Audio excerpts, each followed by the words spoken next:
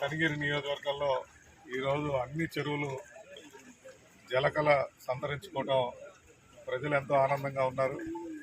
ముఖ్యంగా ఈ తుఫాను వల్ల కొంత పార్టు నష్టం జరిగిన రైతు పంటకి కొన్ని ఇళ్ళు డ్యామేజ్ అయినాయి, కొన్ని చోట్ల పూరిళ్ళు పడిపోవడం జరిగినాయి, ఒకటి రెండు చోట్ల పశువులు పాకబడి 2 పశువులు కూడా చనిపోవడం జరిగింది.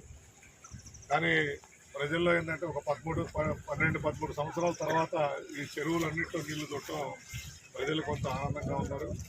కానీ గొల్లపల్లి రిజర్వాయర్ అలుగుబాటుతో అక్కడ రోడ్లు కొద్దిగా స్తంభించడం, మరి అదేవిధంగా ఈ కుడిపాడు ప్రాంతంలోని ఈ వాగు కానీ మేదరిగా మునుగోడు చెరువు కూడా అలుగుబాటుతూ ఉంది.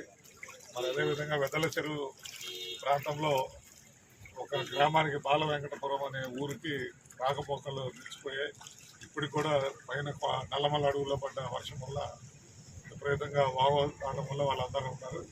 వారికి కూడా గవర్నమెంట్ కానీ పార్టీ తెలుగుదేశం జనసేన కూటమి సభ్యులు ఐక్యంగా అన్ని గ్రామాలు తిరిగి పనిచేస్తూ ప్రజలకు ఎక్కడ ఏ అవసరమైన అటు జేసీబీల దగ్గర నుంచి కానీ ఇట్లా భోజన అవసరాలు కానీ మరి ఏదైనా ట్రాన్స్పోర్టేషన్ కానీ క్యాడర్ మా కూటమి సభ్యులందరూ కూడా చక్కగా పనిచేయడం, మా జాతీయ అధ్యక్షులు నారా చంద్రబాబు నాయుడు గారు కంటిన్యూస్గా ఆ గ్రివెన్సెల్లో ఉండి డే అండ్ నైట్ మానిటర్ చేస్తూ మరి ఈ విపత్తు నుంచి రాష్ట్ర ప్రజలను కాపాడుతున్నారు.